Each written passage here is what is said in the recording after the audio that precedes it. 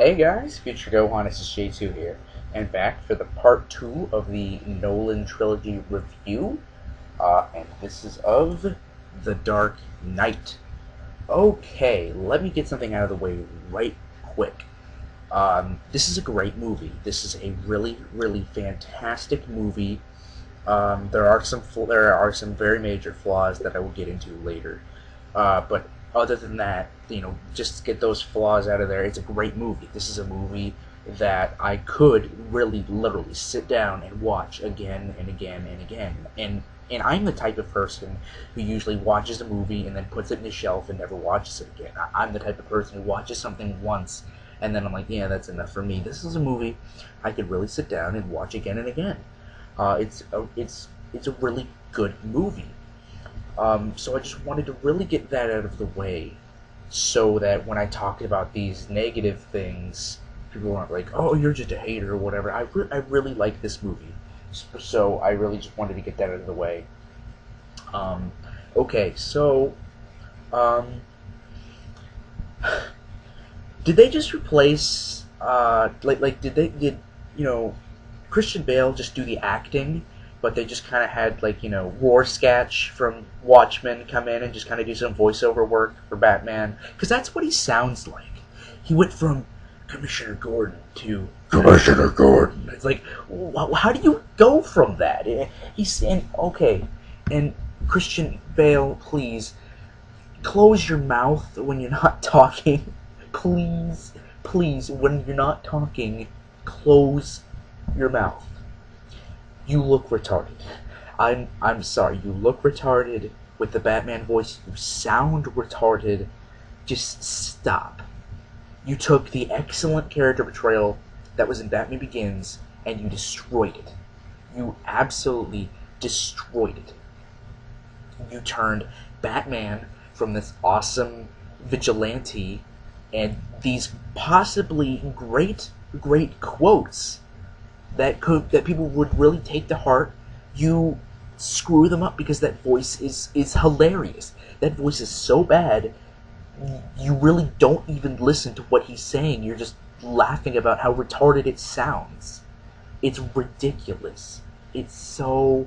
Oh god, he sounds so retarded. It's ridiculous. How he changed.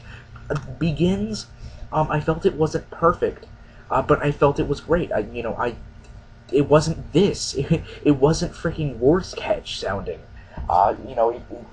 They kind of went their own original way with it, kind of the deep, kind of voice. But in Begins, there wasn't that much of it. In this, they kind of turned up the dial too much. They really did it too much, and like I said, he sounds retarded, and I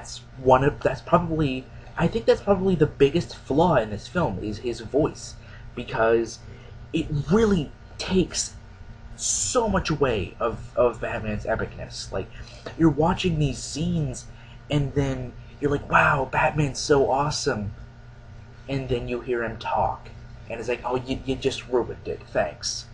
It's like, oh god. They take these epic scenes and stuff, and then Batman's like, you either die a hero, or you live long enough to see yourself become the villain. I can do those things. He sounds retarded. He sounds retarded. I seriously broke up laughing when he said that. I was like, oh my god. Oh my god. Rachel Dawes is, like I said in the Begins one, she has a different voice actor, different actress in this film. And I watched them this time. I think this is the first time I watched Begins and The Dark Knight back to back, and I didn't notice a difference. I watched them back to back, and I still didn't notice a difference. If there was an image comparison, I'd probably be like, oh, okay. But she is just such an insignificant character. They tried to portray her as this, big character who's such a big person in Bruce's life, but I don't care. I just don't get... the fact that I don't even notice a change in voice actors... I keep saying voice actresses. The fact that I don't even notice a difference in actress should tell you how much I really don't care about this character. I really felt that she was just forced in there um, as a love interest, and I think it was I really don't like this character. I think it would have been a better choice if instead of Rachel Dawes, they went with Vicky Vale that was in the 1989 Batman film. I thought she was a much more engaging character, and you honestly because you couldn't forget about her half the time throughout this film. Half the time I kept forgetting she was even in the movie. Well, it's because half the time she died. But you guys know what I mean. She was just really forgettable. I kept forgetting she was even in the movie at all. Um, Same with Begins. She's just her character. It doesn't really matter who plays her because they both looked so similar, in my opinion. But they just look so similar, I think.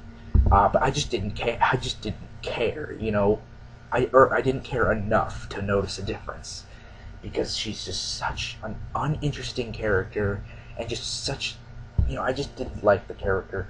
And then you got Harvey Dent. Harvey Dent, I think that they chose a great actor to play him because he kind of looks like Christian Bale in a way. Um, in a way, like if you were to put the Batman mask over him and then compare that to Christian Bale when he's in the, you know, the jaw and lips, they're kind of the same, almost. So the whole thing about Bruce trying to find someone to replace him it kind of places itself together more, considering the fact that Harvey Dent looks a lot like him. Um,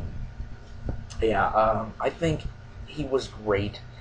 I kind of feel the whole Two-Face thing, I kind of feel like it was a little bit forced because during the entire part of this movie he feels he's just this light-hearted character.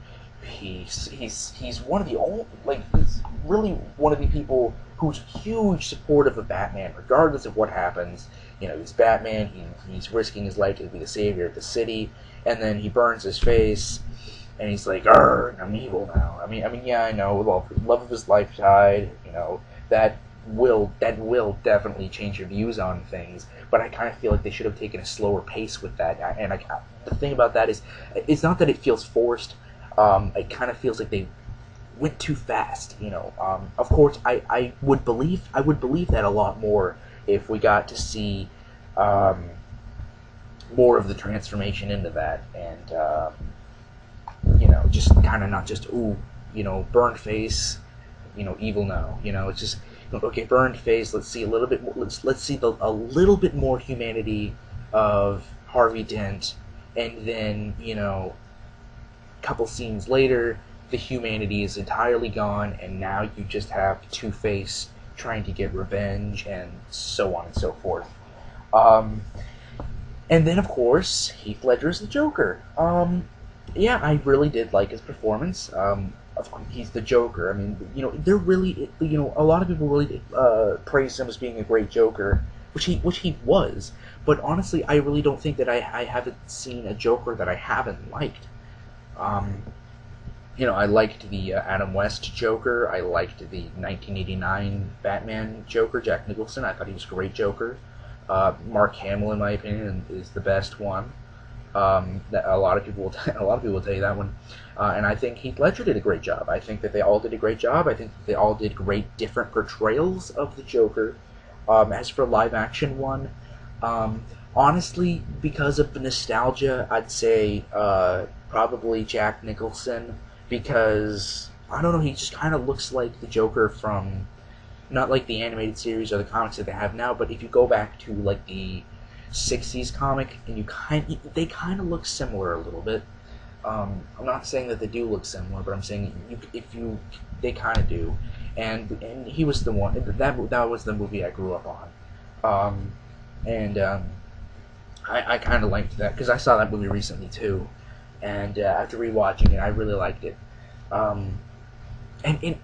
Okay, little mini Blu-ray rant. Every single including this one, this the Dark Knight Blu-ray, my Begins Blu-ray, my Gotham Knights Blu-ray, my Batman 1989 Blu-ray, all of those Blu-rays for some reason, um, when I put when I put them in my DVD player, there's literally no, or in my Blu-ray player, when I put them in my Blu-ray player, there's literally no main menu. It just gets right into the movie immediately, and I'm always used to a main menu, and it's really weird that there isn't a main menu. Why is there not a main menu? Like, I mean, whenever you plug in the movie, there's the movie, and then, you know, you could skip to the end of the movie, and then when you get to the end of the movie, it'll bring you to the special features screen. And that's about it. But I mean, like, what if I wanted to just plug in the movie so I could watch some special features, you know? Just immediately, I think they should stop with this going straight to the movie thing.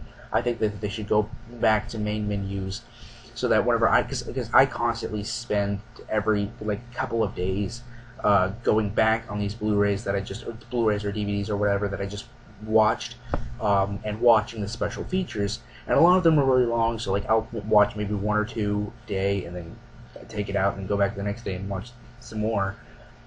And, you know, I really would like to just be able to do that, you know, and not have to, you know, push the menu button every time. I'd like to, for just, you know, I'll get off this topic, but, you know, that's just something that just popped into my head, and I was like, oh yeah, I might as well talk about that now.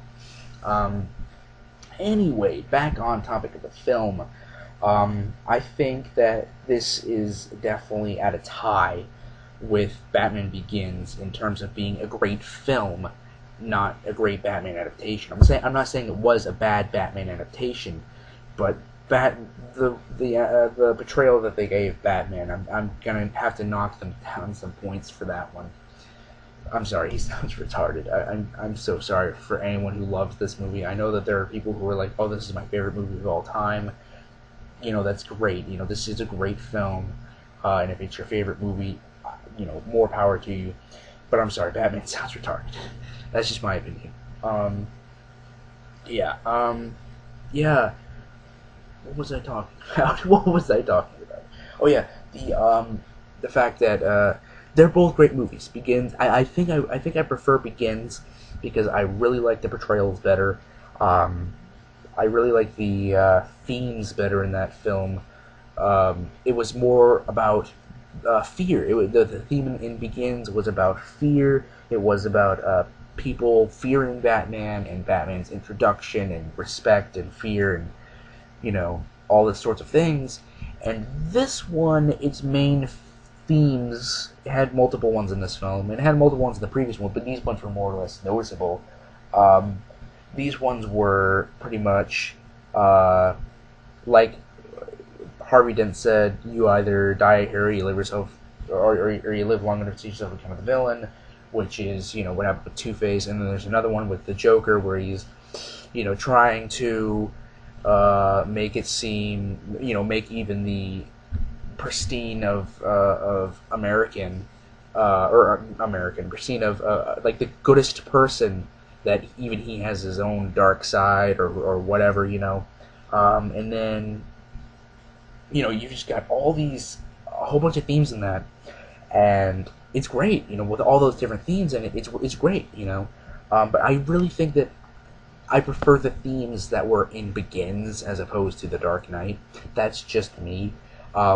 Here I would rate it like this. I would say Begins, in my opinion, is the better Batman film because more or less it's going on a Batman film with fear and all this sorts of things. And I would say The Dark Knight is a better film in general, because one of the reasons why I prefer Begins to The Dark Knight is because Begins is all about Batman. It's about people fearing Batman, the fear talks and whatever. And then when you get to The Dark Knight, it's Bruce Wayne no longer wanting to be Batman, but he feels like he has to be Batman. And he's constantly trying to find someone to replace Batman.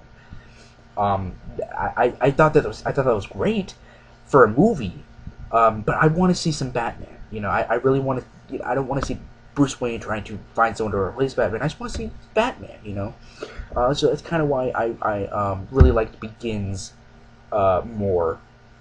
Again, that's just me. I'm not, and I just said The Dark Knight is a great film, and I think that The Dark Knight is a superior film to Begins, but I think Begins is a superior Batman film to The Dark Knight. But that's just me again.